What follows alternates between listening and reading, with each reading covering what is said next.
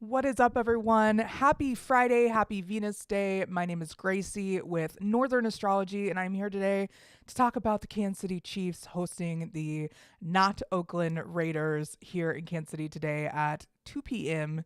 Central Time. If you're going to be following along with the game, good news, so am I, through the lens of astrology. And if you haven't already seen me this week and you're like, oh my gosh, you're going to do a live sports show the day after American Thanksgiving, aka the most coziest of days for so many people, just sitting around with family and enjoying food. It might not be the sentiment around the world, as I know that all of our holidays are not exactly what's going on in the rest of the world. So you might just be in your regular workday. I'm here for that as well. So wherever you are tuning in from around the world, I am here and I am here ready to talk about the stars. It's been a week already. I've been doing a lot. I just feel like I was just on camera 2 days ago because I was, and I started my new Real Housewives of Bravo series. It's an astrological profile, and I go through the housewives of Bravo TV, starting with Sagittarius. Like, normally you would start something with Aries and move from there, but when I came up with this idea, we were well past Aries season, and I wanted to come up with something that could maybe balance out the other work that I do, the sports astrology work that I do normally on Sundays, but whenever the Chiefs play, I am here and it's super fun to follow along with. And I think there's been a few people that are not exactly sports fans, but they're astrology fans, so they're following along and it's fun. So, without further ado, I'm not trying to be here all day. I get a week and a half, no, like 9 day break from being on camera. Nope. Nope. Probably not doing the math right on that one, but I can do math when it comes to astrology, so don't you worry. When it comes to simple addition and multiplication, I might be out the door, but when it comes to degrees and aspects and angles, I'm right there. So go figure.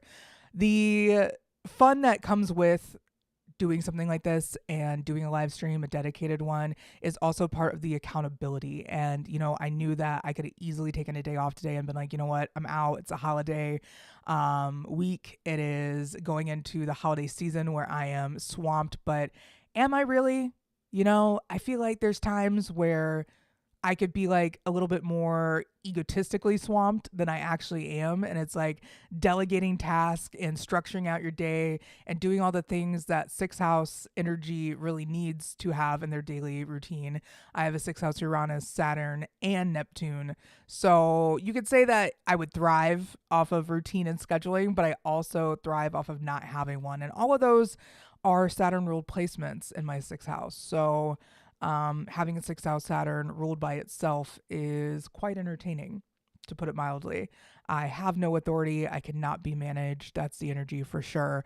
But when it comes to showing up consistently in creativity, I'm no stranger to this. My former career was in media and I was in hair and makeup every single day. I did this in my sleep. And, having somebody come into your house and do your hair and makeup for you like 7 years after the last time that you really like knew how to do it, like by the YouTube tutorials and like expertly, it was really humbling and like fascinating in a way. And I'm like, oh my gosh, am I going to get back into my hair and makeup bag? And I just might. It's been inspiring. It's been fun, but I definitely appreciated having that help on Wednesday so that I am back in my coziness in my sweatshirt that is dedicated to a good friend of mine from my media career, Therese Paler, that passed away, unfortunately, in February 2021. So it's the All Juice team and his glasses that he always wore right there. So it's a good shout out to someone that made a huge difference here in Kansas City media and is definitely missed.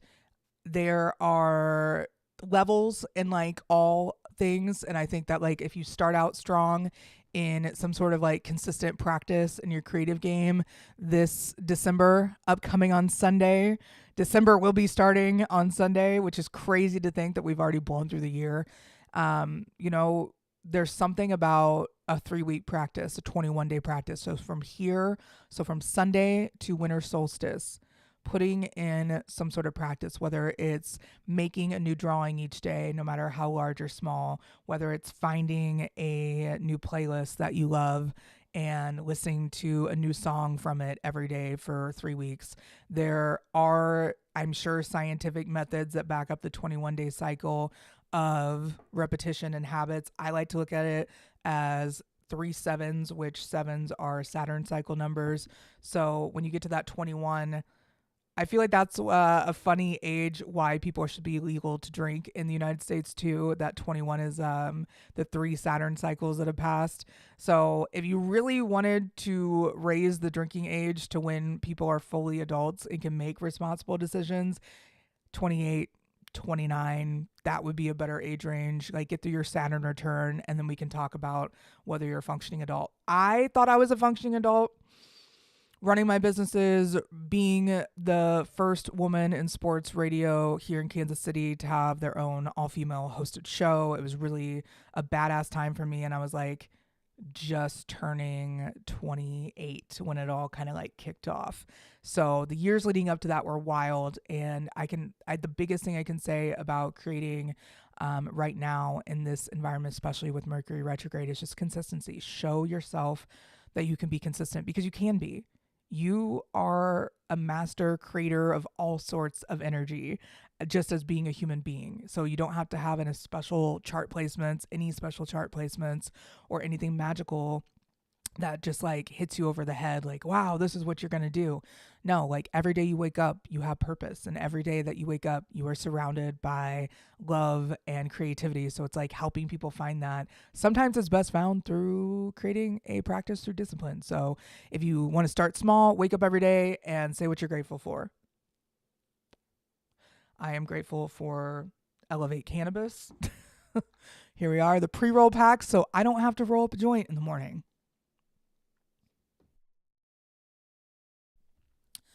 I should also hydrate before smoking, but I wanted to share you guys the Buff Cherry Elevate pre-roll joint pack. Definitely a new favorite. I love having any sort of pre-roll packs because that means less work for me. I just show up and smoke. That's my energy.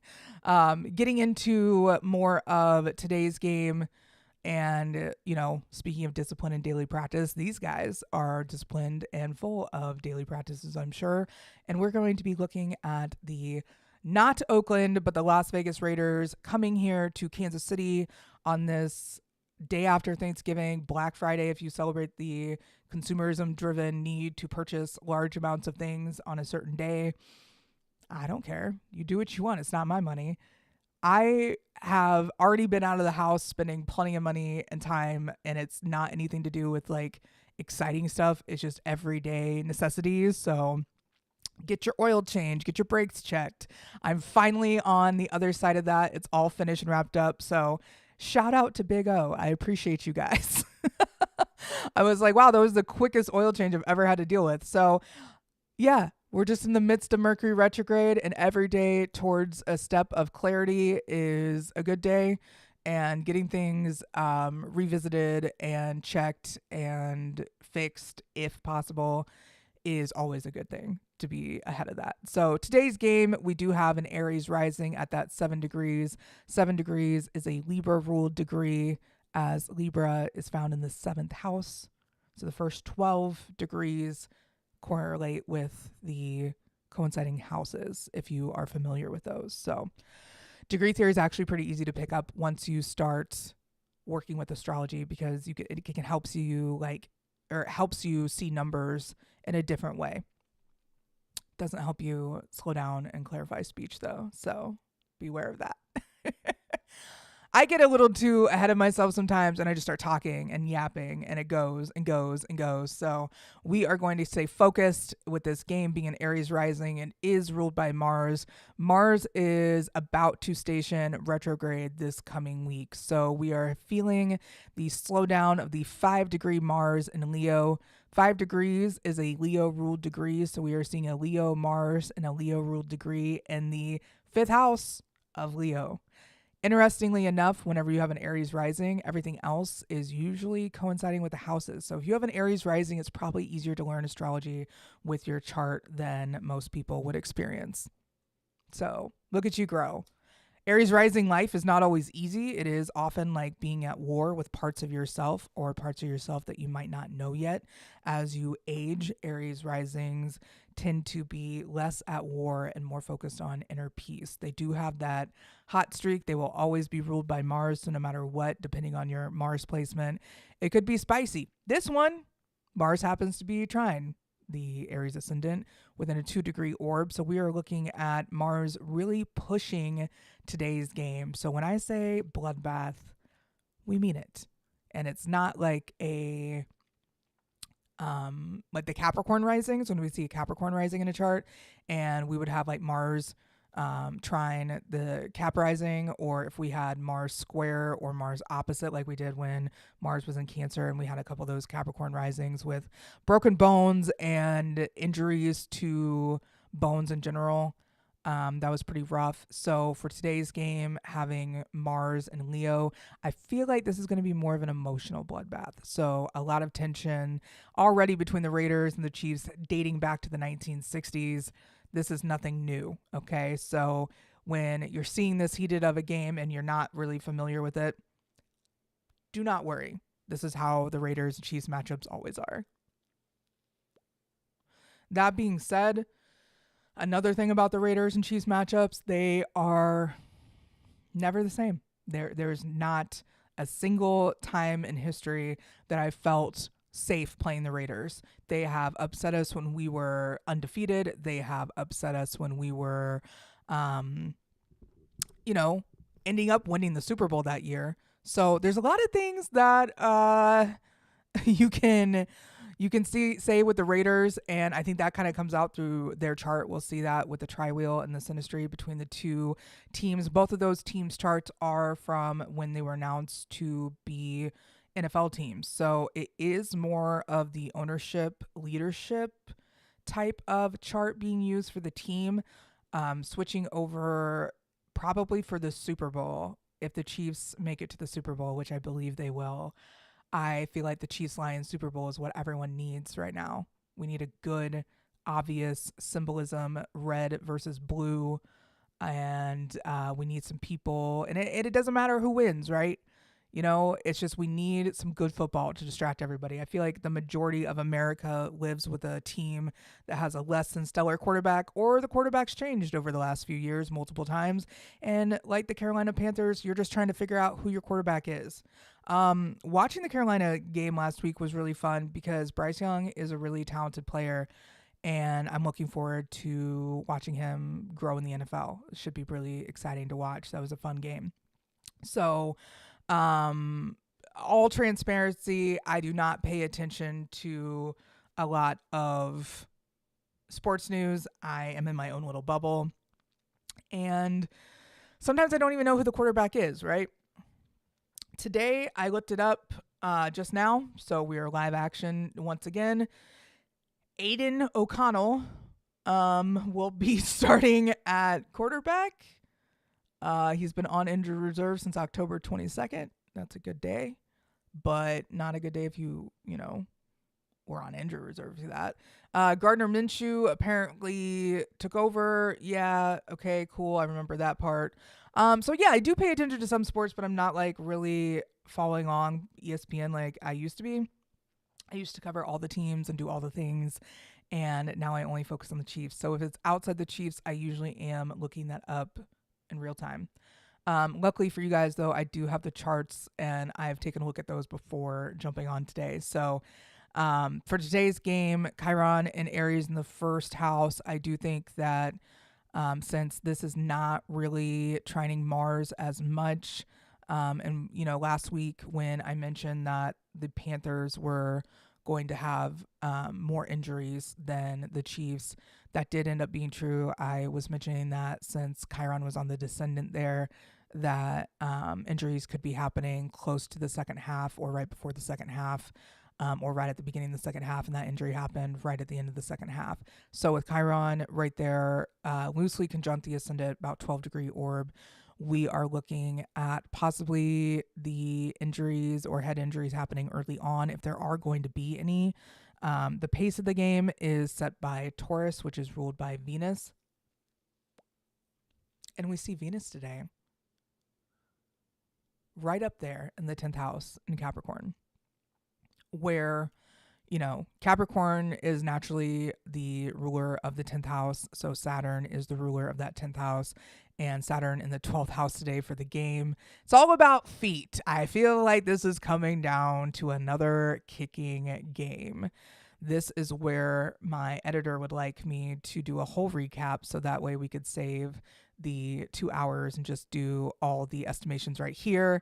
But I'm going to go ahead and do a long, drawn out video, and that way we can kind of break this down, because it's not just going to be kicking for one or the other. I feel like we're going to be able to see a lot more of the tri-wheel, but Saturn in Pisces in the 12th house, along with Neptune, and the part of fortune for today's game happens to be exact Patrick Mahomes' Saturn. Anytime this happens, we take a big, strong look at Patrick, right? I will pull up his chart here when we get to the extra scene, but the 21-degree Pisces, part of fortune in the 12th house. Honestly, Josh Allen changed my opinion of personal placements in the 12th house for players. Shout out to the Bills. You did one thing right. You're not going to beat us in the playoffs, but you did help me learn something, so that's exciting.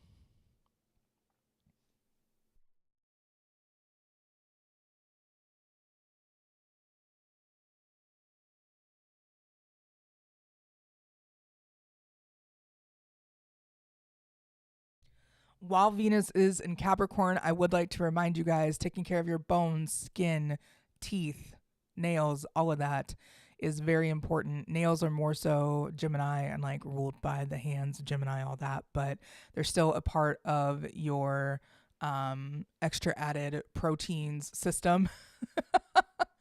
Biotin's always good for that. And then for skin and bones, getting lots of calcium as well as collagen. And I like to drink bone broth. That is my jam. I am in a bone broth kick. I'm in my bone broth era. I like to wake up and say I'm drinking bones. I am an Aries sun in the 10th house. So I have an exalted sun in the 10th house. And what is my sun ruled by? Mars. And where is Mars? Exalted in Capricorn in the 7th house. So I wake up feeling my mood in my bones, and it's at the crack of dawn. I do not sleep in. I've tried to become an evening person, and it does not work. So very interesting. Also a detour of yapping about myself. So we're going to get back to the chart. But today, having that second house ruled by Venus and Capricorn is pretty important, just because, the bones and the pace of the game can be felt in their bones. It's a very competitive game. It's down to your core. And, if you're feeling things on a skeletal level, you're feeling things pretty deeply. Cranial nerves and everything else. The circulatory system is ruled by Aquarius, which is also ruled by Saturn. The biggest thing we have in Aquarius right now is Pluto in Aquarius. Some people don't use Pluto in their astrology methods, which is totally fine. Some people don't recognize Pluto as a planet. That's totally chill too. We have celestial bodies in astrology, and regardless of whether you think Pluto is a planet, Pluto exists in the sky, therefore it has purpose in astrology. I like to think that there are ways that you can see, Pluto's impact in sports astrology charts. But the biggest impact I think right now is that Pluto is currently opposing Mars in that 5th house. So we'll get back to Mars in the 5th house opposing Pluto, since that is a collective transit that we are going to be feeling quite a bit. And as Mars stations retrograde and then exactly opposes Pluto at 0 degrees Leo, we will feel that strongly as a collective. And that's something that we can work on, because game charts are essentially collective transit charts too. So it's like saying that sports astrology isn't your bag, but you still watch the show because you like the collective updates or the things that I do. I appreciate that very much. So seeing Uranus retrograde in the 2nd house, I feel like this could be a revisit of visits past, where the Raiders come out and they might start off strong. We'll look at their chart here in a second. This is definitely something where tempers and being too rigidly stuck in one area or the other could lead to detriment when it comes to pace of game, not vocalizing things in time. If you guys were privileged of watching the Detroit Lions and the Chicago Bears game yesterday, you will understand that time management and time is of the essence. And when Venus is ruling a pace of the game and it's in Capricorn, time is of the essence. So time management is going to be huge here today, and that's going to be a big theme. Moving on to the third house ruled by Mercury and seeing Jupiter retrograde there, opposing Mercury retrograde, we are seeing a little bit less fast of a game than we normally would, right? Whenever Mercury is stationed retrograde and ruling over the third house communication could be wonky today. There could be headset problems. There could be accusations of tampering or things where certain, teams or players on those teams feel like they weren't getting fair enough calls. There's so many things that you could look at with Jupiter and Gemini. Jupiter does not like being in Gemini, and Gemini is the trickster of sorts. And yeah, you know what? I do use generic words like trickster with Gemini and delusional with Neptune, because sometimes there are not better words. Because when you look at Gemini and you look at the pranks and the jokes that they like to play, right? It's very intellectual. It's very layered. It's very also childish. But sometimes when you get things down to the simplest of sciences, that is when it is most intellectual. And when you can talk about the most complex of subjects with an open mind, that is when I feel like you are an intellectual. Keeping an open mind means that you have to constantly change and grow with your communication, with your mindset, with your information intake, all of that. So third house, we could see camera functioning being off today, Mercury retrograde, and whatever, Amazon Prime is where the majority of the world will be watching this game. I am blessed enough to have lived in Kansas City the majority of my life outside of a few stints on the West Coast. I think that we have a pretty great media system here, but you never know. You never know. Mercury retrograde, especially in Sagittarius, likes to play jokes. These are worldly jokes and big jokes. Gemini likes to do the little small pranks, especially towards siblings. Sagittarius is like, let's prank the world and let's get them good. So that 21 degrees of Sagittarius is, let me get my handy dandy book.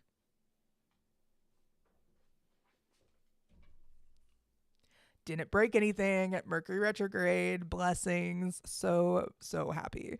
21 degrees Sagittarius is a child and a dog wearing borrowed eyeglasses.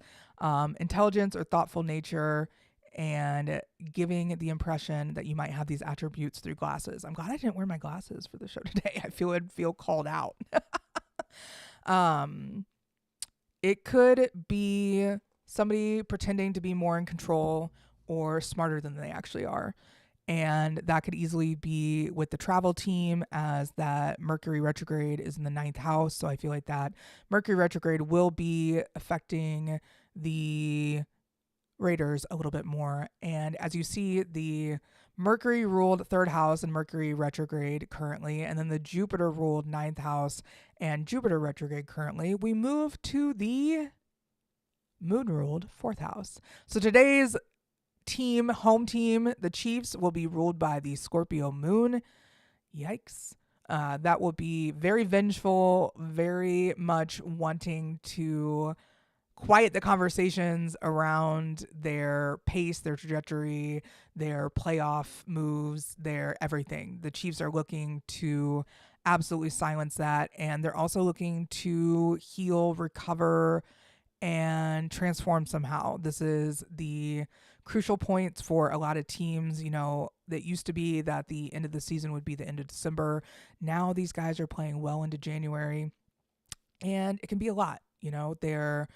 They are built for this. They train for this all year. This is their job, and yet at the same time, that crucial moments when injuries are high and you need to save your guys for playoffs could be happening around here. So It would be interesting to see if we don't have a big lead, we're probably not going to see a backup quarterback go in. And it sounds like the Raiders are on backups of backups at the moment. And we kind of feel that too. There's certain parts in our offensive line and parts in defense. And you know what? Screw it. There's parts on every side of the ball for the Chiefs that we have felt injuries from this year. I'm not just going to hint around or pretend like I'm not saying anything like, oh yeah, Wanya Morris. It's fine. We're having a great time.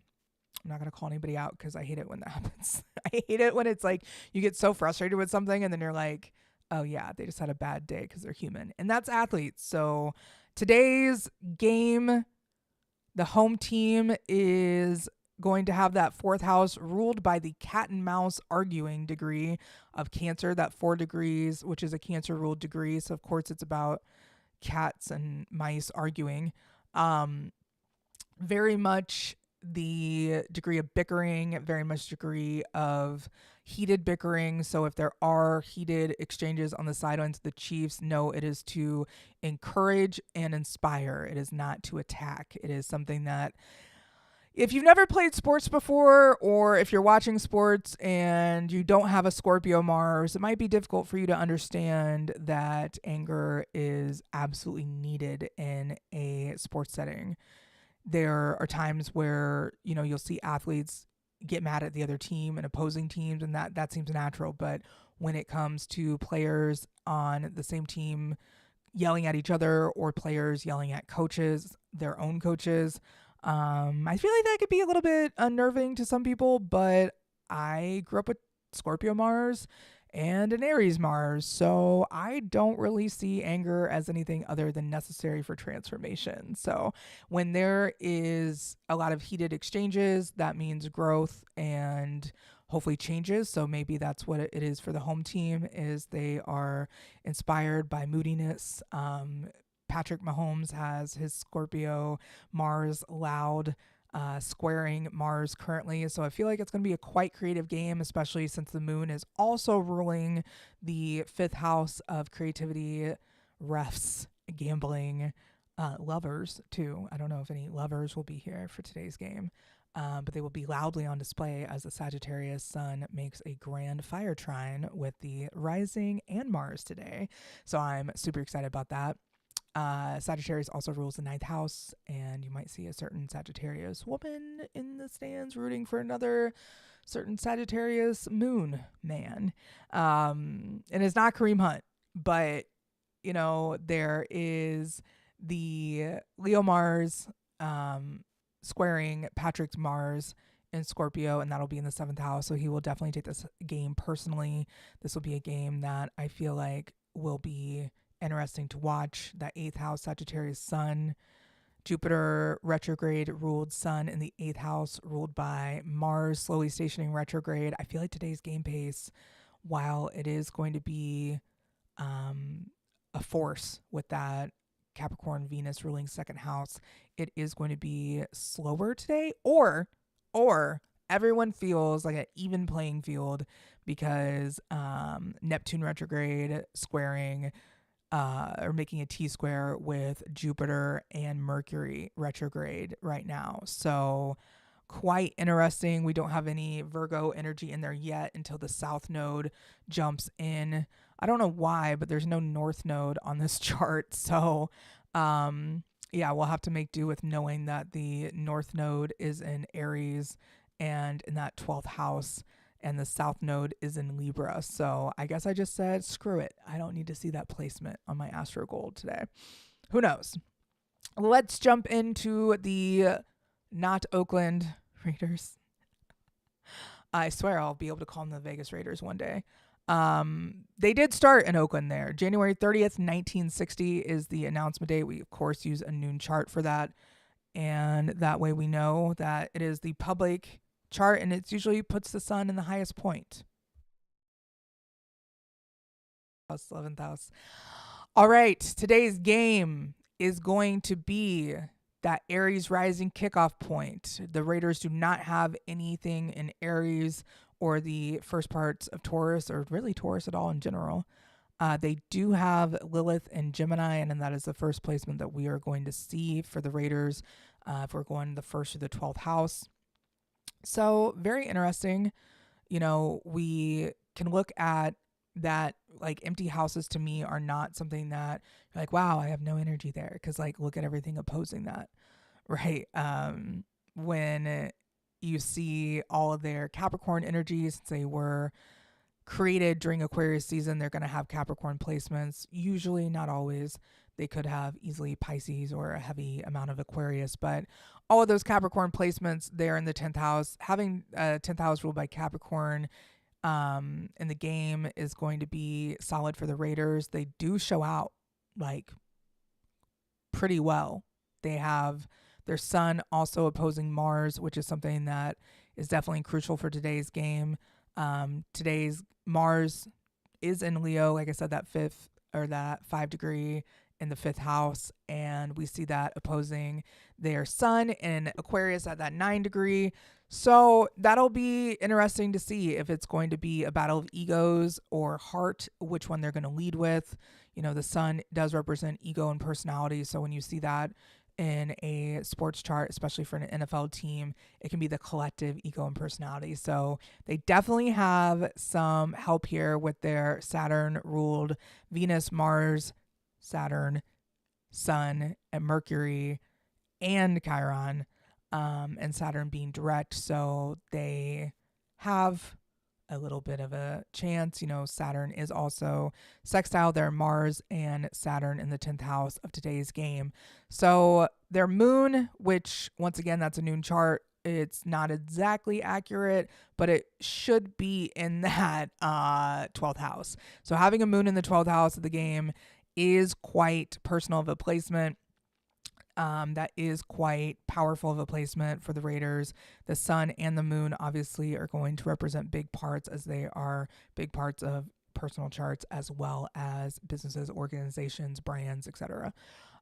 This is also, once again, the moon and Saturn today is loosely squaring the sun, which sun square Saturn aspects are not always pleasant. It's a lot of physical constriction and constriction of movement, especially with the feet. So we talked about at the very beginning of the stream, if you missed it, that kicking is going to be big for today's game. Like the part of fortune being at 21 degrees Pisces is conjunct Patrick Mahomes' Saturn. So that'll be interesting to see if his Saturn in the 12th house is nurtured. Hopefully, I feel like the ankle injuries are on high alert, especially with that possible re-injury, that one game that Mahomes had. So the kicking on both sides of the ball could be interesting. Since we are talking about the Raiders, I will stick with them and not bring up Mahomes at every chance I get. But kicking with all that Pisces energy squaring Mercury retrograde, and then also forming that like T-square loosely with Jupiter retrograde for those Pisces placements. It's fun to see, and it can be fun to watch when football is all over the place and messy. But injury-wise, it does get pretty dangerous out there. So hopefully everyone stays safe and keeps their footing. That is one thing that will be a theme for today. And same with acting from the heart, not the ego. Once somebody loses their temper and once somebody loses their cool, though, on either side of the ball, it's going to be a big sign of where they can get exposed weakness wise when you have the mental edge over others. Going into the 4th house, which is ruled by the moon, we do not see anything there. And going into the 5th house, which is ruled by the moon, which will be in Scorpio today, we do see Mars loosely conjunct by like 14 degrees, Uranus retrograde for Oakland. They might be able to slow it down and get creative today. They might have a lot of calls that they disagree with the refs about. They might be really pushing an agenda of being the victim of a situation where they feel like it's unfair, or they might be really innovative and electric with the way that they operate today. Mars retrograde or excuse me, Uranus retrograde is trining Mercury retrograde in the ninth house. So they could be creative with that away team energy found in the ninth house. Who knows? It could be a sudden change. This game, like every other game for the Kansas City Chiefs, looks like it's going to go down to the wire as always. So no such thing as an easy win for the Chiefs this year, yet this one will be interesting to watch just because most of the planets for the Raiders are above the horizon line. So we will see. We will see. Then we go into the sixth house of physical health and well being, as well as discipline, daily routine, service, pets, animals, all that stuff, ruled by the sun, with the sun being in Sagittarius today. That will be a lot of like running again. We've seen these quarterbacks scrambling and running more yards lately than ever due to who knows what, but it's a lot of running. Hopefully, people are safe when running. Mercury retrograde does trine that beginning of the sixth house. So you find Pluto retrograde in there for the Raiders for the sixth house, and that's about it. That is loosely squaring not loosely, it is squaring the sun for today. And that Pluto retrograde could bring consistency, transformation, and physical well-being and like health regeneration, just because that is in Virgo, and Virgo does rule the overall physical body, or kind of like represents that in astrology. So moving into the Venus ruled seventh house. So Venus being in Capricorn and the Raiders natally having Venus in Capricorn will be a boost for them, and they will see the vertex there in Libra. So Libras are going to be big for today's game, minus the south node there, kind of like making them glitchy. So I swear, once January hits, Travis Kelce is going to be a different man. Pluto is also, sextile there with Neptune. So not being too delusional about what you can do physically, and not being too rose-colored glasses with things, not trusting your body to just push on through things, and actually learning to rest. Their Neptune today is conjunct Juno in the seventh house. Today's game has Vesta and Lilith there in the seventh house as well. So should be interesting with that opposite Chiron. Vesta represents the hearth and home, the coziness feeling that you can bring places internally, and Lilith is like the dark, divine, transformative feminine. It's very much a counterpart to Pluto. So seeing Lilith and Vesta there, I feel like Lilith will be a lot less scorchy and a lot more supportive. So today could be a little bit more supportive for Travis Kelce, as he does have a later degree Libra, or not later degree, middle degree Libra, Sun, and Mars. So I'm not going to keep talking about the Chiefs, I promise, while I'm talking about the Raiders. So moving on through the eighth house, which is ruled by Mars, which is currently slowly stationing retrograde in the fifth house in Leo. That's fun, right? Like a Mars and Leo ruled eighth house. It's going to be temper tantrums and fits in some way. There will be heated exchanges, loud exchanges, like lions roaring. So Oakland games never disappoint. The Raiders do not have anything in the eighth house or the second house. So we'll continue on to the ninth house, where they have Vesta, Juno, Jupiter, and Pallas all right there. And today's Mercury and Pallas will be in the ninth house for the away team. And I always see the away team as the ninth house. So Raiders do have some energy there where they can come off hot. They can have some luck, even though their natal Jupiter is opposing Jupiter retrograde loosely. They do have some sort of push there. So it is possible that they have blind spots there as well, since Jupiter is kind of like that blind spot or abundance of luck somewhere. So that's where you kind of like rely on things. Having Venus conjunct the MC makes this game definitely one to follow along with for Raiders fans. It's going to be competitive, and especially with Mars there in the 10th house conjunct Venus. And Venus in Capricorn is a different animal. Set your standards high, because they certainly will. And Venus in Capricorn, conjunct Mars in Capricorn, which is an exalted Mars in Capricorn, which is conjunct their Saturn in Capricorn as well. I have Saturn and Mars in Capricorn, and we are like walking authority sticks. It is ridiculous how much self authority we have. It is ridiculous how much personal responsibility we have for others. Even though Capricorn can be isolating and do it all on your own, the opposing sign of this is Cancer. So there is nurture in being alone as well. So, anyways, that 12 degree of Saturn and Mars conjunction in the 10th house is a Pisces ruled degree and is exactly sextile today's Saturn in the 12th house. So a lot of Pisces energy. So it might be a lot of like flowing and growing pains today. Also with the all of those Saturn ruled placements being ruled by today's Saturn and Pisces, kicking and feet are once again the theme. Going into the 11th house, which is ruled by Saturn, which is in Pisces and Saturn, which is in Pisces today. There we go.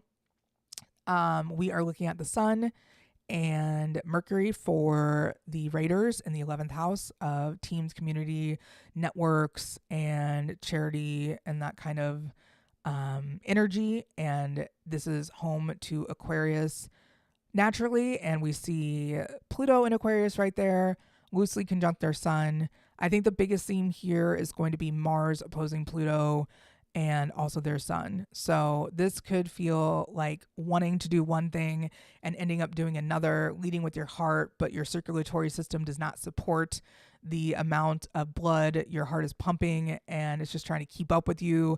It could be easily lightheadedness. The Mercury degree of 12, even though that is an Aquarius Mercury, that does bring some Pisces energy as a Pisces ruled degree. So their head could be a little bit in the clouds. They could be having malfunctions just with, that sextile loosely to Mercury retrograde today. So there's a lot to be said about what is happening for the Raiders today. Having Chiron in Aquarius is much better in this case than having it in Pisces like the Chiefs have. Their moon and white moon Lilith there, conjunct Saturn and Neptune loosely, depending on, of course, what time they were actually founded.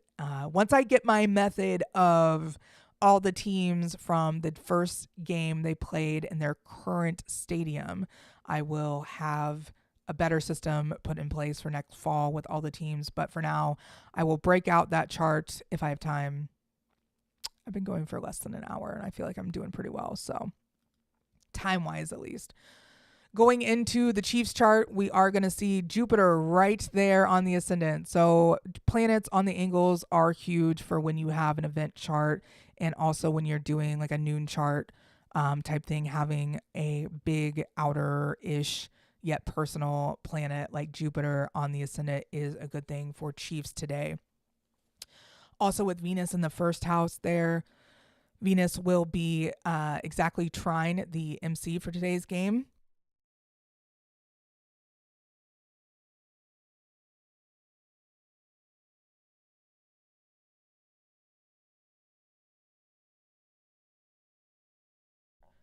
So with that being said, have to have a water break. That being said, Venus is in the first house, so this should be quite a bit of vocal support and support for the Chiefs to work together as a team, looking at that second house as far as pace. Mercury retrograde for the Chiefs there, even though it is a Venus ruled second house and Venus is in Capricorn, their Mercury does not loosely, within 2 degree orb. Their Mercury retrograde trines Venus today in the 10th house, as well as loosely, their Pluto and Vesta there in the 6th house. So there is some grounding energy for the Chiefs today, for sure. With that moon conjunct Uranus as well, Uranus retrograde and Mercury retrograde, and loosely with the Sun, that can definitely feel like upheaval and change of pace in the game. That also means that once again we do not have a consistent lead at any point.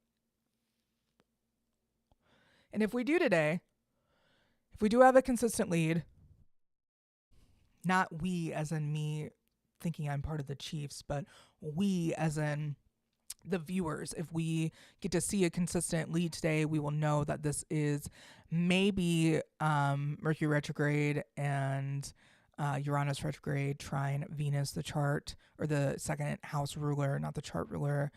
I've been working with a lot of Venus ruled charts this week. It's been fun. So I just assume everyone's chart is Venus ruled.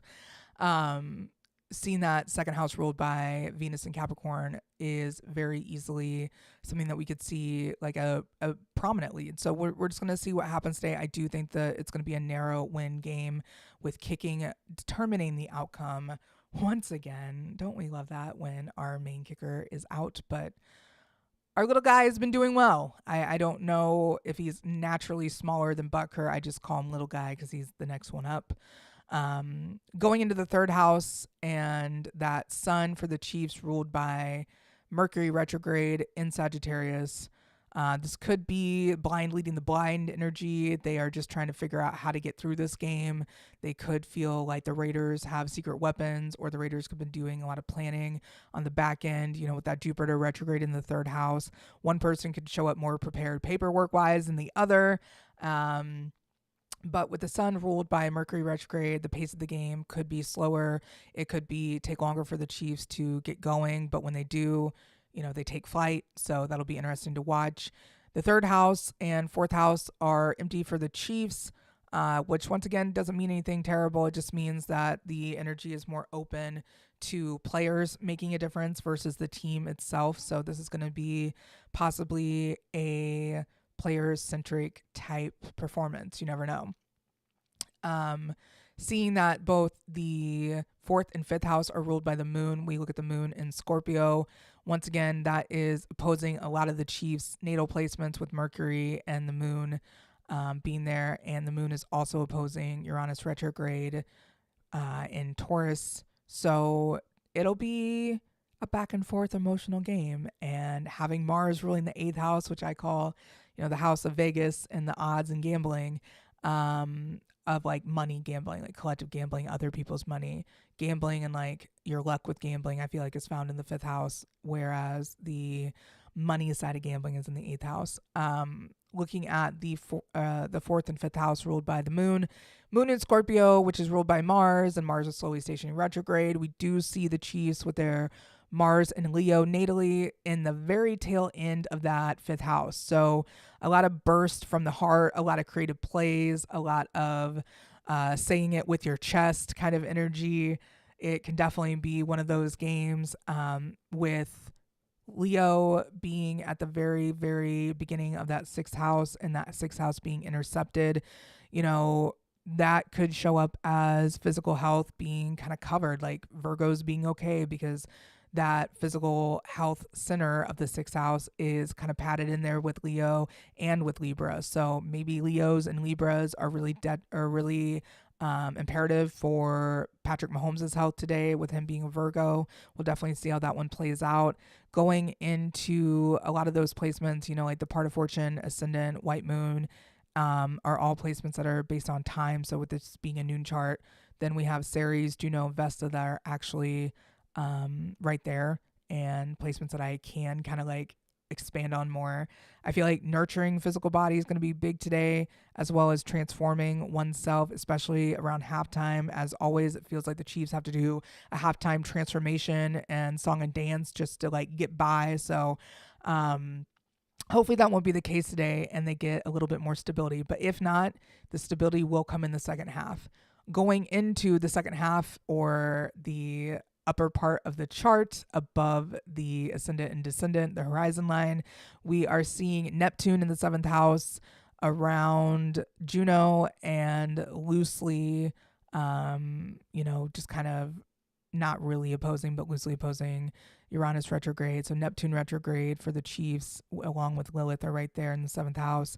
That could just mean vengefulness, personal type, wanting revenge, or I'm not saying all Scorpio placements love revenge, but boy, are they good at it. This could also show up as working from the root chakra, knowing you're safe, knowing you're secure, trusting in others, trusting in your teammates is huge. So when you see Scorpio in a chart, yes, it's very powerful and it can be chaotic and show up as problems with relationships off the field, or, any sort of sexual violence. Of course, that is a spectrum of Scorpio, unfortunately. You can see that. But the other side of Scorpio is this radical transformation that can happen with the influence of Scorpio's more modern ruler, Pluto. But Mars and Pluto both being supportive for Scorpio mean that there's energy here, and their Pluto sextiling Neptune, their own Neptune, can be helpful for not being too delusional about those things and not being too lost in the sauce when it comes to seeing your opponents for what they are, especially when you have that there in the 7th house and 6th house. But the 6th house is intercepted once again, so we're not really sure how that's going to show up. I'm excited to see how that'll show up for Mahomes Day, just because we don't get to study all these things all the time. I get to run into intercepted houses and learn what they mean in sports just alongside you guys. So I am learning, growing, shifting my process always. Going into the 8th house ruled by Mars and seeing the moon there and not seeing much for the Chiefs outside of Saturn and Chiron up here. I do feel like the second half of the game is going to go better for them. And I do feel like they're going to be carried by that kind of boost of energy from the players. And a lot of their players are Capricorn energy and a lot of Sagittarius too. So it'll be interesting to see for the Chiefs. I'm not sure about the Raiders, but a lot of the players in the 80s that were born in the late 80s have a ton of Capricorn. So a lot of that will be on display and giving boosted to the image. So once again, I just feel like it's going to be back and forth. So we're just going to take my word for it, because I try not to be wrong. I try to just share as much truth as I can see in these charts. With Sun in the 8th house, then Mercury retrograde with Pallas there in the 9th house, and then Venus and Ceres and Pluto all there in the 10th and 11th house. We are seeing a lot of untouched energy on like conjunction side of the things for Chiefs, but there's a still making aspects, right? So even those placements are squaring that 6th house for Patrick Mahomes, and the Libra placements on there. Any Leo, Virgo, and Venus is going to be feeling that Mercury square to Virgo energy, just because that Virgo's intercepted. So once again, we're going to be like experimenting with this, but I feel like that will be a little bit cushioned. So we'll see. Going into the placements that are there for the Chiefs with Pluto now in Aquarius, I do feel like their Saturn is activated more. They will have to be careful with calves, ankles, and circulatory system issues, so like clots and stuff like that. I feel like that 22-degree Saturn taught them a lot from 2021. Was it 2020, 2021 when Saturn went into Aquarius? Anyways, when that 3-year period kind of wrapped up and Saturn went into Pisces, I feel like they could start breathing again. But like, could they with Chiron there? So that opposing the Virgo. Also, if we are looking at the Chiefs' other charts, the one that I was talking about before, all of that late degree Virgo stuff will be squaring the Mercury retrograde in Sagittarius. So that is something to look for, and that is something to pay attention to, and we are going to be learning that together. So I feel like the Saturn being opposite Mars today, I mean, it's loosely opposite. We are mostly focused on that Mars opposite Pluto in the collective game chart and seeing how that shows up. So it could be transformation through operating from the heart and not the ego, and not lashing out at others and finding a way to win and teaming together. That is a possibility for either team. And that is kind of what we see with Mars and Leo opposite Pluto and Aquarius. I see the heart being ruled by Leo, and when you have Mars there, it's just like more aggressive, and it's like, yeah, you can easily operate from anger because it's easy with Mars, especially slowly stationing retrograde. It feels funky. We just kind of feel on edge. And then that being opposed Pluto, this generational, shifting, transformational, underworld. You go in one way, out the other. When I went through Pluto in Capricorn from start to finish, I had a lot of placements hit. And it was also opposing my rising. So I made it out alive through that period of time. But when I was a kid, I just innately knew, I was just like, I don't think I'm going to make it past 21 or so. I just had it in my head. I'm like, I don't think I'm going to live that long. And when I got to 21, good news, that was right around when Pluto went into Capricorn, and it was conjunct my Uranus, Saturn, Neptune, descendant, and then Mars, and opposing my rising in Vesta. So there was a lot of tension in my life, to put it mildly, and then the people that I loved life. My dad is an Aquarius rising, so Pluto is currently conjunct his rising in the 12th house. So you can only imagine the transformation that he's gone through. He has definitely had some health things come up in the years, and I have been lucky enough to slow down my life and have that privilege to be able to take care of him and do whatever I can to help his life be easier, because he made my life easier for a very long time, and it's really fun to be able to pay those things back. So, visits from Pluto are not necessarily a terrible thing. Pluto can be incredibly transformative in ways that you feel instantly. There's people that felt Pluto in Aquarius immediately. There are people that are like still waiting to feel those, energies being pushed in their charts, but give it time. If you have Aquarius placements like the Chiefs do here, it'll eventually get there. And I feel like the Chiefs will have another radical era of God only knows what when that happens. So I'm here for it. I'm looking forward to all the Pluto and Aquarius things now that Pluto has fully shifted into Aquarius and has left Capricorn for our lifetime for good.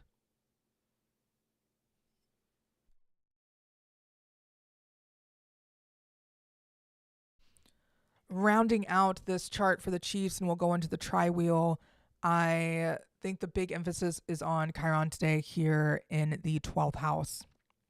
We are seeing Saturn just direct is now less bullying and more, have you learned anything?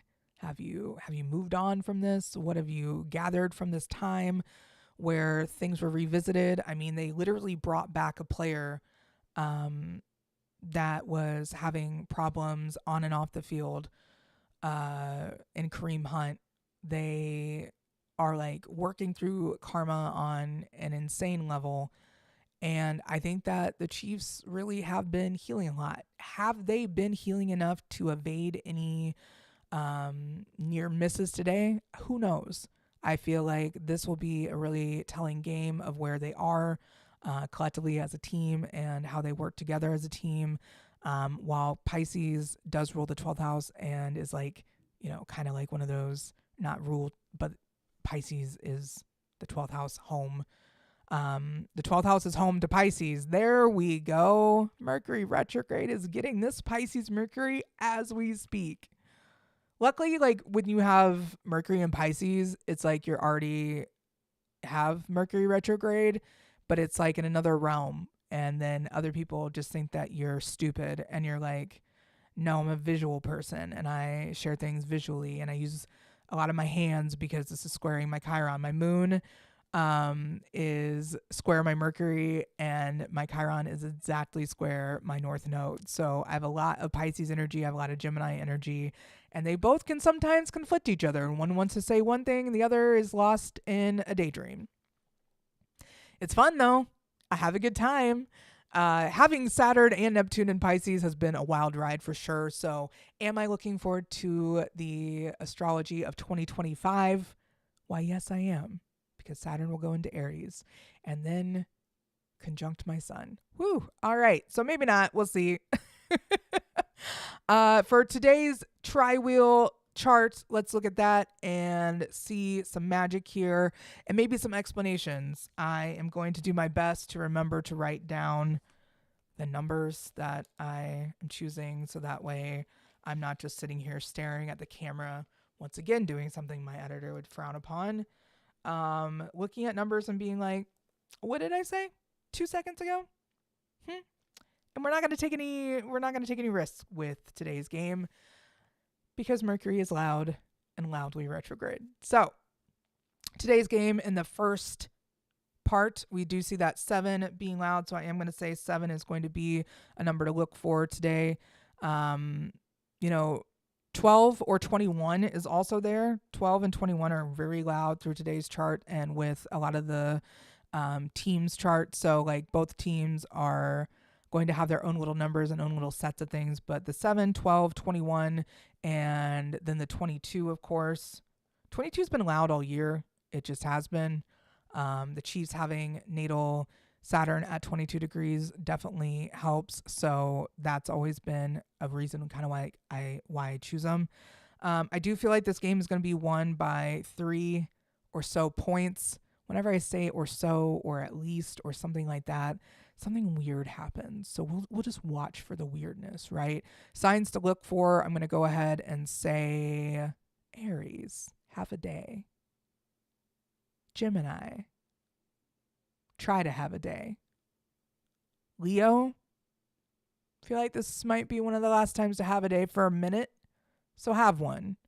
So we got Aries, Gemini will try, right? They're going to do their best. Leo, this might be the last time for a while.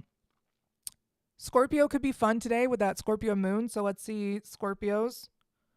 That Scorpio-Taurus axis is always strong, or it has been whenever the moon is in Scorpio, because, I mean, honestly, the Chiefs also have a moon in Taurus, allegedly, so you never know. Let's say Capricorn. Yeah, Scorpio, Capricorn.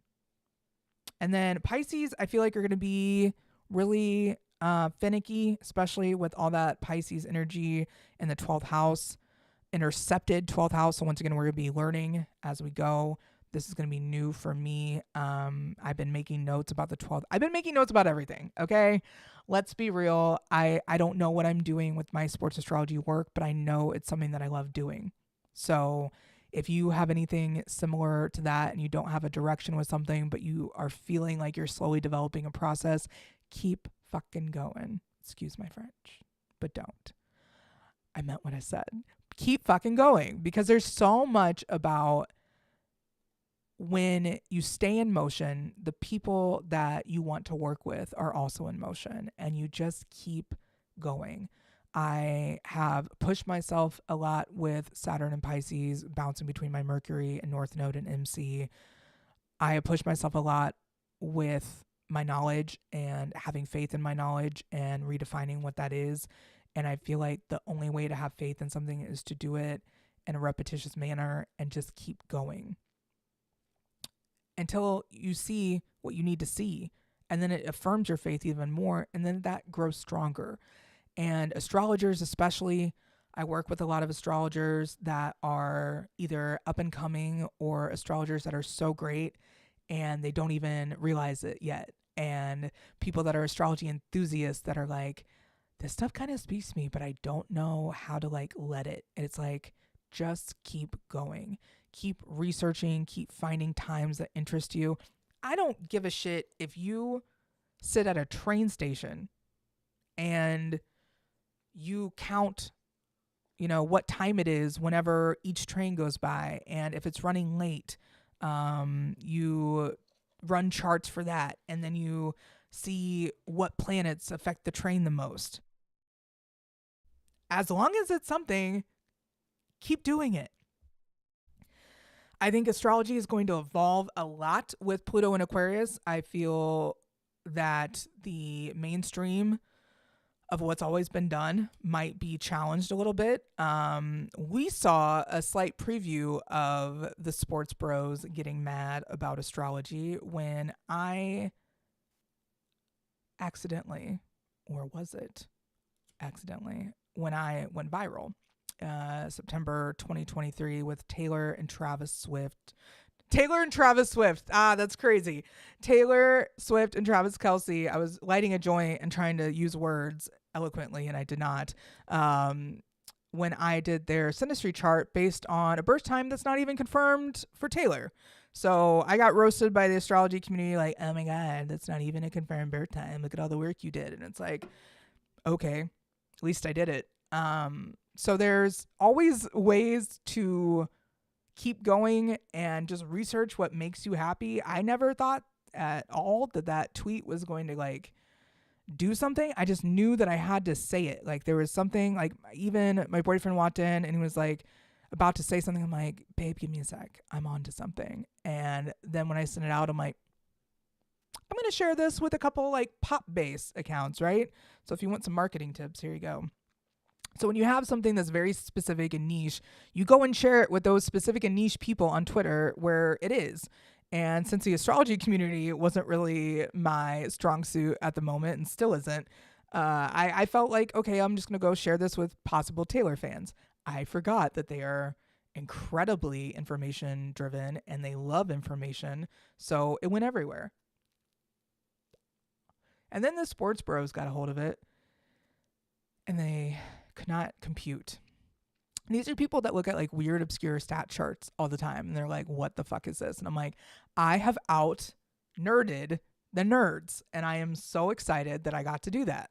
And being able to do those things felt great. And it felt like I was able to be heard. And even if people are like, oh, Gracey, they were laughing at you. I'm like, I don't give a fuck. You think telling me to get a job is going to make me feel sad? No. I have a job. It's raising my family and running my household and running my astrology practice. And I get to do that every single day.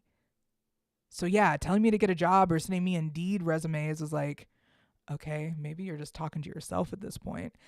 And then it got to the point where people are like, wait a second, she's actually onto something. And the true incredibly well integrated masculine men out there, not the ones that are like, as a father of daughters, it's like, oh my God, stop, we get it, you know a woman, you don't need to say that you know a woman every time you talk. The people that were truly in their masculine were like, hold on, let her cook. And I'm just like, okay, let me, I don't know. I was onto something. And they're like, let's see her percentages around March Madness. Let's see her on ESPN breaking down a game. And I'm sitting here like, thank you, haters. And also thank you to those with an open mind for giving me an idea to do a sports show. Was I able to do a sports show last year? No. Are you kidding me? I was in a 12th house year. Leave me alone. I barely got out of that alive. It was a 12th house year, and then my dad had an emergency open heart surgery, a heart attack, and I saved his life multiple times. And then I reminded him about it on Thanksgiving. He's like, what? And I was like, let me give you a recap of everything I've done in the last year for you, sir. But like in return, like I said, it goes hand in hand. So seeing that they were accepting of my sports astrology on one tiny little level, I was like, you know what? Next year, I think I can handle it. I almost got derailed. I did write a blog post about this on my website, northernastrology.com. You can go there and go to the blog. I will be having my website redone very soon, and I'm excited about it because it's going to be a lot more easy to navigate and a lot more fluid and a lot more me. So right now it's like a broody summer storm, which is also my energy, so I love it. And it will be looking more like my true inner personality mixed with, all things me. I've lived a lot of lifetimes. In this one lifetime, I started out in equine science when I got out of high school and went to Colorado State to get my breeding management and degree in frozen and cooled spermatoza management. So I could be a breeding manager for Arabian horse farms. And then I went to an Arabian horse farm internship on the side of a mountain in Cloudcroft, New Mexico that no longer exists. The mountain exists. The internship and the ranch is now in different hands.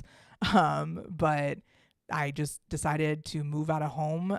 Before that, I was at Wayne Newton's Las Vegas house, the Casa de Shenandoah, helping out with the Arabians there because I met his daughter at Colorado State when I was doing my breeding management classes. So It was just a random thing that I went off and did, but I also have a Sagittarius vertex, so horses are my jam, and my 12th house is like in need of horses. So I love that I could find that peace in life, but then I moved on and I started going back to school for marketing, which was fun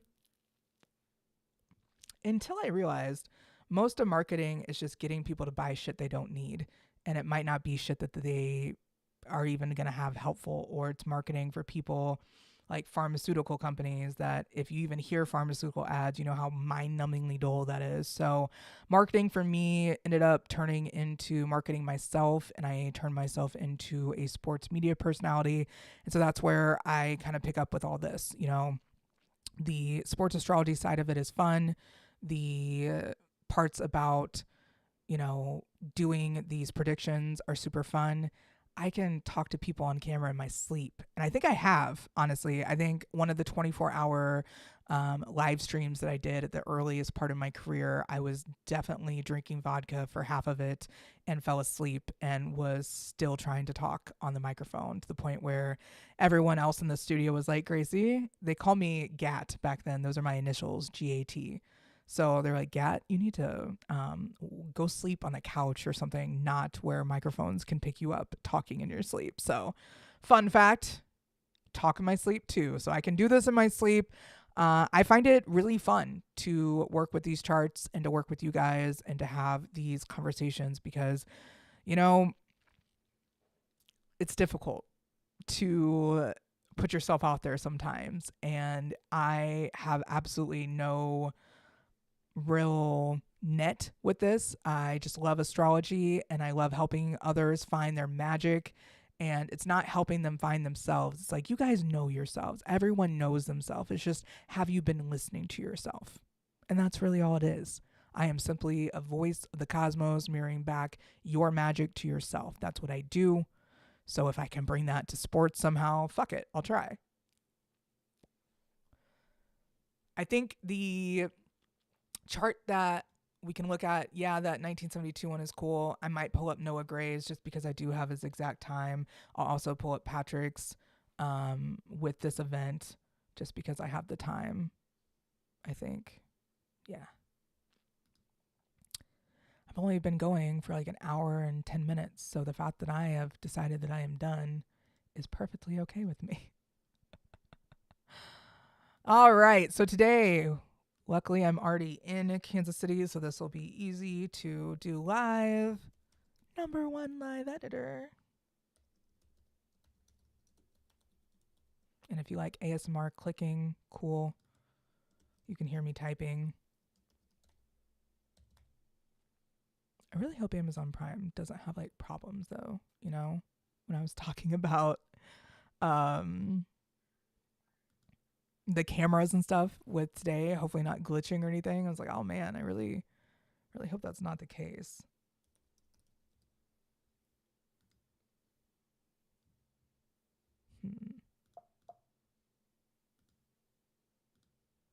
Oh, I think it's my charts. There we go.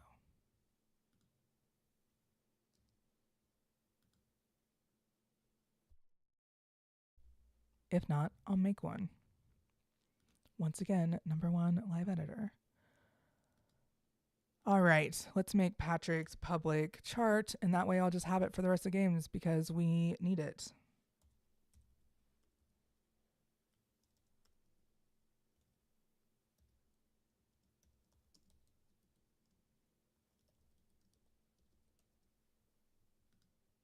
Okay, I've got that saved, and we can do that for the extras today. I think it'll be cool to see Noah Gray's too, just because he's had so much of a good run. It's been like, and I love seeing his chart because I know that I have permission to use it and look at it, and it's accurate. And he's been on a run, so it's been fun to have that information. So shout out to Noah Gray for letting me do astrology magic. And I think that worked. Okay. Cool. So we are going to go to the extra screen and we're going to add this first chart. So we're going to look at Patrick's. Maybe I should look at the Raiders quarterback too since I have time. Now I'm starting to do the thing where I'm like, hey guys, do you just want to watch all the things that I can do? Look how good I am at looking at things and observing. I could go on for days, so we don't need to really do that. All right, here we go. Patrick public chart. There it is. And there's the Chiefs game on the inner ring. So today's game. And then Patrick's going to be in that intercepted 6th house with his sun. But then we see his Mars in the 7th house, conjunct Juno, like I said, and squaring today's current Mars and Leo, slowly stationing retrograde, which is fun for every fixed sign placement with early degree placements. Oh my God. If you or your loved ones have early fixed sign placements, please just hug each other and get all your favorite snacks and just hunker down for this Mars retrograde. It'll be over by like March. You'll be fine. The feelings will be over by March. You'll be all right. That's only forever from now. If you get through the holidays and you're like, I can't wait for March. You're just like, no, I can't believe we already had another year. It always feels like that. So today's game for Patrick is very, very physical. That's the one thing that wanted to mention. Having Mars in conjunct the rising is pretty wild. Luckily, in this chart, I finally have the North Node and South Node showing, so you guys can see that. His Venus and Chiron, both at 1 degree Libra, will be close to that South Node. So once again, when we see Patrick Mahomes struggling on and off this year, we see his Saturn, 21 degrees Pisces, opposite his Sun at 24 degrees Virgo, and also his Virgo or his Libra, Chiron, and Venus getting rocked by the South Node, but his Mercury was also getting rocked by the South Node. So there's a lot going on for him. And the Saturn return being opposite, all that, and just going through it as well. It can be rough. Neptune is also there opposing Patrick's Sun, Vesta, and then, of course, there will be Neptune in Aries, which will then oppose his Chiron and Venus. So it'll be an interesting March 2025 for Patrick, yet it will be one of growth and transformation. So whatever is going on behind the scenes post-Super Bowl will be interesting, whether he played in it or whether he didn't. And who knows what's going to be going on. But we're here to talk about today, and I really like this chart for him with his Mars in the 7th house, and same with his Mercury.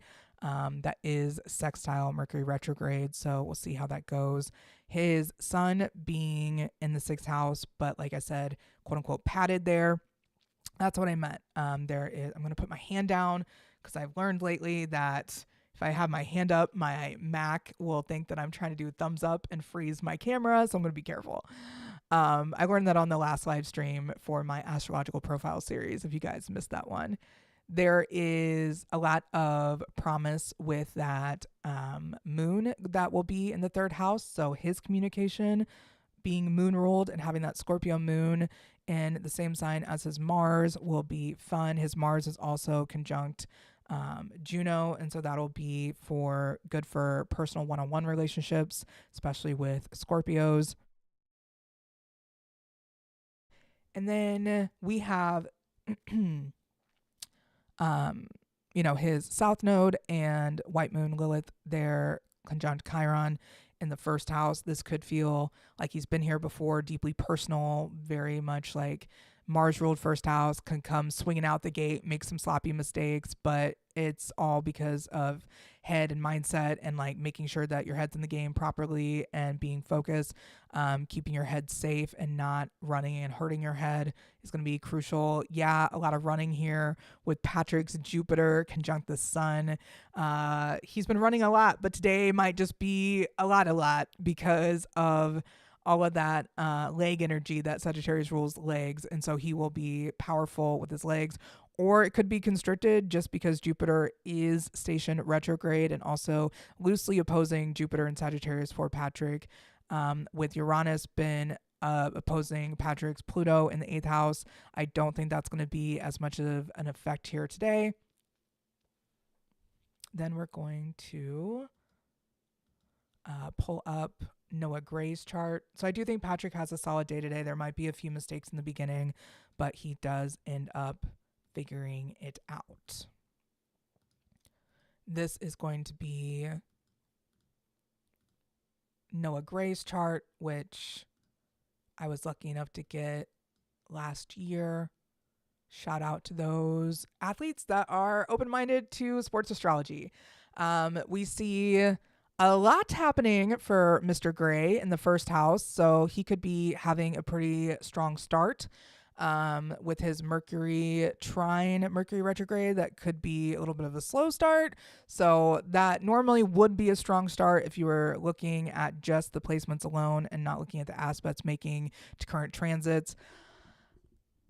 The reason I think looking at the event chart and casting a birth chart versus using horary for games and all that is you can't really tell the pace and feel of the game as much as you can just guess. So this is a little bit more, I think, accurate. So we could see something today here with not only Noah Gray's Mercury, but also his Jupiter and his IC there in the first house in Aries, and then his Pallas in Saturn and Sun there in Taurus. I feel like Noah Gray's Saturn return is going to be like something powerful and boostful, or like a change in, not change in career, but maybe like a direction of some sort of like physical, I don't know, like creative project of some sort, where he could be maybe sharing more of a story, vocalizing things, sharing his knowledge. I feel like he's a really smart guy, so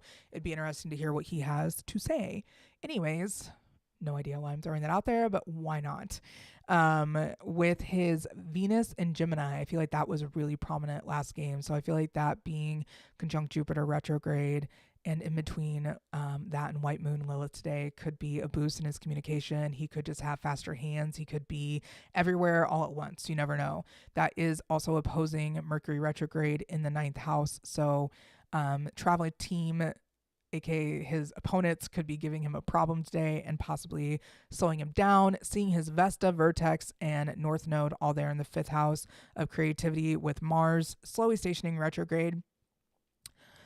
He could be playing loudly from the heart. He could be the star of the show. He could feel very creative today. There could be creative plays, or things could happen by chance.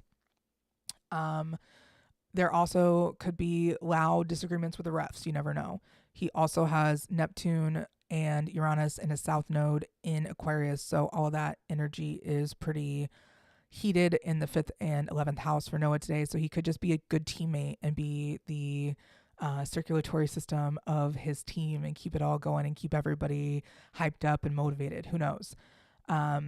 His presence in the 6th house, not really too much there. So I feel like he will be okay injury wise. No problems there.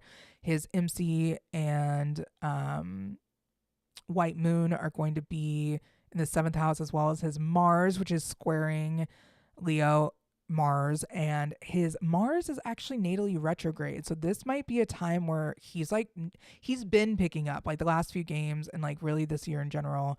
He got that contract that when his, I think it was like, I can't remember what was conjunct his Vertex, but it was in the 8th house of contracts, and it was like a moment there. So anyways, yeah, it might have been Mars. It might have been, I can't remember what it was. Anyways, we'll figure it out. But seeing his moon there in the 7th house, deeply personal game for him, could be one-on-one thing. Who knows? The 8th house with his Lilith there and Chiron, Juno, and Pluto.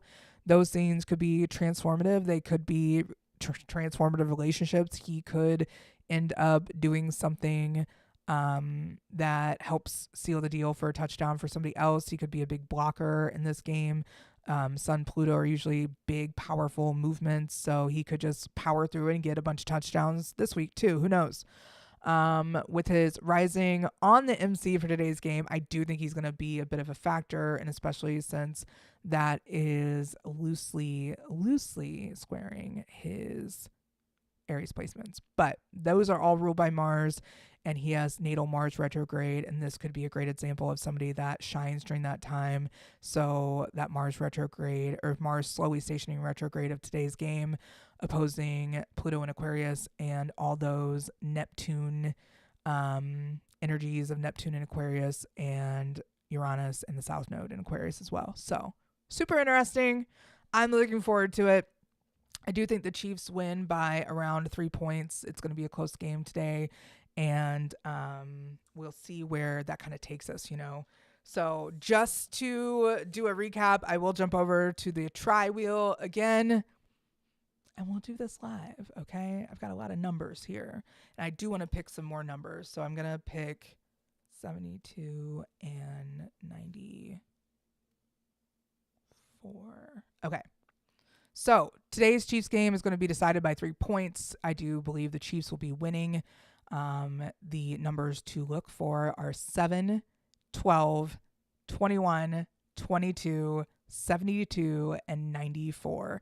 I've already talked about Noah Gray having a great game. I've also talked about kicking being a huge theme. So that's probably where I'm getting that 3 points around there for the score margin. So I believe that the signs to watch will be Aries, Gemini, Leo, Scorpio, and Capricorn, as well as just like having that heated Taurus Scorpio axis as always. So keep an eye on Taurus as well. Libras will have a little bit better game the closer that the South Node gets out of Libra and into Virgo. Libras will be feeling the relief, and Virgos will be feeling the heat, especially late degree Virgos.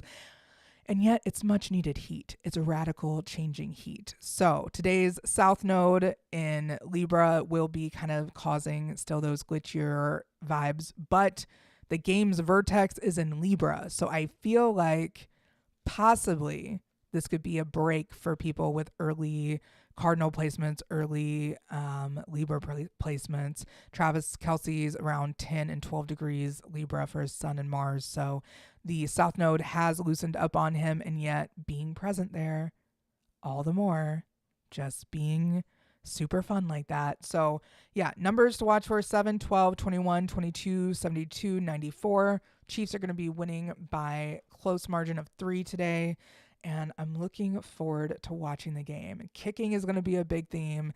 I do believe that if there are going to be injuries, it'll be injuries for early parts of the game, possible head injuries, and that will be something that is not a theme recurring.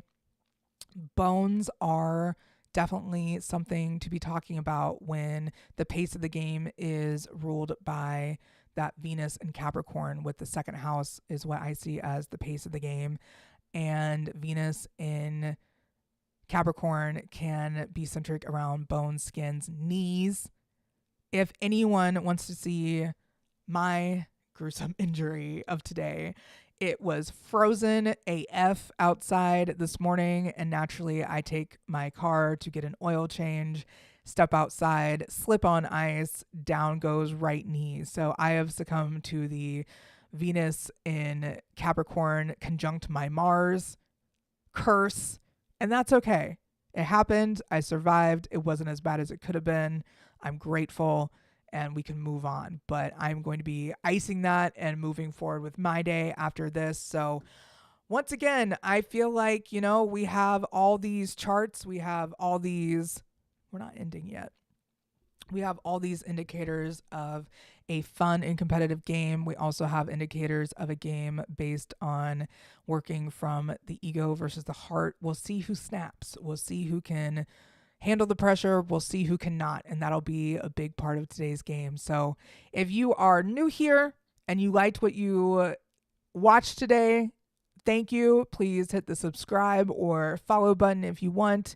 If you are tired of me popping up on video, I have horrible news for you. I'm only going to be more visible the rest of my life. So get over it or mute me. It's a lot easier that way. I look forward to seeing everyone and their, you know, outfits today for the game, seeing how it shows up on Amazon, seeing how everyone works with the camera stuff that I was talking about. Hopefully no major tech glitches for either team. The refs kind of look like, if you just want to look at the game chart real quick one more time, that 5-degree Leo Mars in the fifth house, the fifth degree being a Leo ruled degree in the fifth house and slowly stationing retrograde, we're going to see some loudness of some sort today. So if there's anything that I can say that is helpful for watching the game, the lead will change, the scores will be all over the place. There's sudden movements, surprises. Patrick could look slow at first as per usual, and then he will be on fire possibly. There is always a question around ankle safety for him, especially with his Saturn return happening in Pisces, which rules the feet, as well as the part of fortune today being conjunct his Saturn in the 12th house. So we will see how that works out for him. I'm going to look up that Raiders quarterback again and at least see like what sun sign he is, because I feel like there could be, something there. Aiden O'Connell. Watch you guys be able to tell me this before. I don't have the chat pulled up today. I just now realized that. So I'm really sorry if you've been talking to me and I haven't been responding. Let's see. Okay, September 1st, he's a Virgo too. So, all right. I could pull up his chart real quick. I think having that Virgo energy intercepted will be interesting to see comparison-wise for the game today, just because it'll be an intercepted house and we can kind of see where that falls for Aiden and where that falls for Patrick and see how that kind of corresponds to everything else. So we'll see. That sixth house being ruled once again. You can see the game. Sixth house being ruled by the sun being in Sagittarius. That's about legs and leg power, and also ruled by Jupiter. So it'll be interesting with Jupiter retrograde, Mercury retrograde, opposite Jupiter retrograde, and the sun chilling in Sagittarius. Like, all right, we're almost close to the chaos of Mercury and opposite of Jupiter, the ruler of Sagittarius. So I feel like this is the calm before the storm. I hope that today's game is smooth sailing, not the awful injuries that we saw last week. I'm glad everyone's okay and safe, but that was really gruesome to watch. And I hope that in the moment I was just like, oh my gosh, I know that I predicted this, but this is a lot. So that is one thing with sports astrology. You got to take it with a grain of salt. And sometimes I don't say things and I think that I'm doing a favor because I'm like, oh, I didn't say this, and that way it wasn't put out there in the air. But my predictions and stuff sometimes include injuries. So unfortunately, that is part of following and covering sports astrology. So I'm really glad that you guys have been here with me today, day after American Thanksgiving, from wherever you are tuning in the world. I am grateful to be part of this process and walking you through it all. So I'm going to go and relax for the first time in fucking months, maybe. I have 2 days. I have 2 days, and I'm still working occasionally during those 2 days. But I have 2 days to kind of have to myself, get back on track, kind of chill, not be on camera is a really good start. You can even tell my lips are like, for the love of God, drink water, ma'am. You've had all the cannabis, which is great. Saturn is also the ruler of cannabis, in case you're wondering. And being Saturn dominant, cannabis is something that's helped me think, and definitely with pain management with this skin knee that I have today.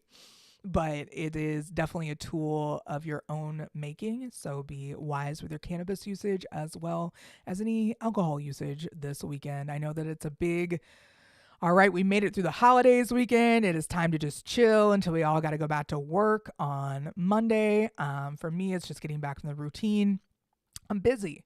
I'm a busy person, and I've made myself busy. And this last few weeks of pushing myself and really being like, you're going to cover this. You're going to do it. You're going to be able to have a show on your own and just handle it, Gracey. And I have.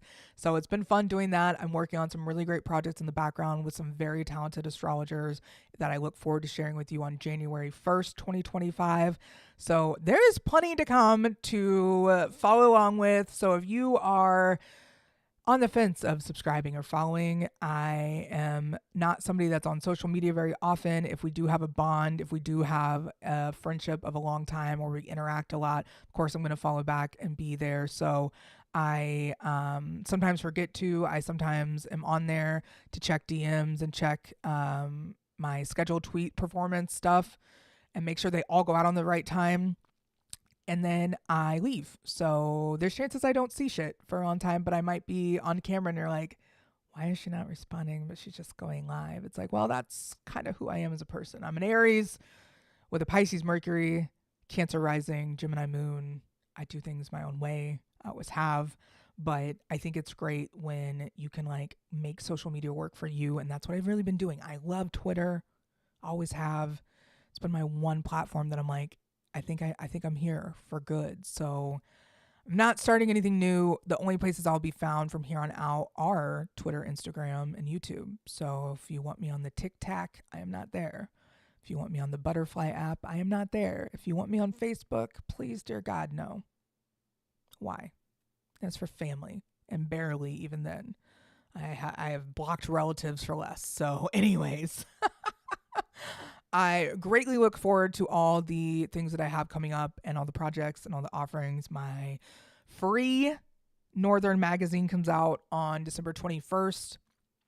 My next Housewives Live will probably be in January when I've had a moment to breathe. And I will be looking forward to that one. We have Emily Simpson of The Real Housewives of Orange County, and I will be working on getting that report to her and then being like, all right, let's talk about you and your astrology placements on camera. If being on The Real Housewives isn't evasive enough, I try to keep it fun, lighthearted. That Sonia Morgan episode that I just did on Wednesday, where I had the amazing Glam by Kelsey Joe here in Kansas City. Very, very talented. Also does special effects makeup. So I feel like when you are color matching my foundation on a palette that looks like you could also paint my face for like zombie makeup, I'm so here for it. It was incredible. I felt amazing afterwards and it was like, okay, this is what I want my face to look like all the time. Now I'm back with my own makeup and you're welcome. It also looks incredible because I'm learning, being in media so long ago and then jumping back into it. I'm like, what am I supposed to do on camera? Sure, I'll be here. So I'm a yapper. I love astrology and I love helping people find their magic. So if you haven't learned that about me already, come join. I might be intimidating in my aura or energy, but I promise I'm harmless. I simply just want people to have the best and most accurate information about themselves, their purpose, everything. So it takes a village of astrologers to help some messages sink in. So I love when people are like, I worked with so-and-so, they told me this about myself, I'm going over here for a different type of astrology, and they find their way. Find your way. It's all there. Astrology has it laid out for you, and it's unavoidable. It's unavoidable.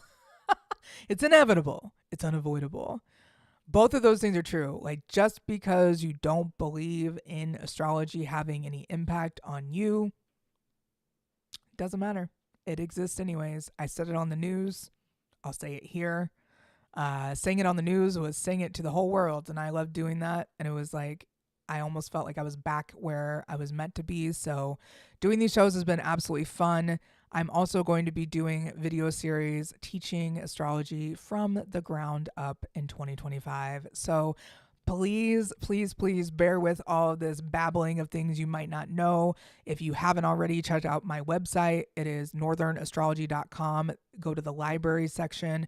You will find every free issue of my 30+ page magazine and my free astrology 101 guides, as well as my Sacred Rose of Venus journal, where you can learn about the Venus synodic cycles and the timing within your own life from 2012 to 2020. It's magical, I promise. Just give it a chance. My name is Gracey with Northern Astrology, and I'm so glad that you were here today, and I'm so glad you could join me whenever you're watching this. I will be back when the Chiefs play again next week, and we'll see you then.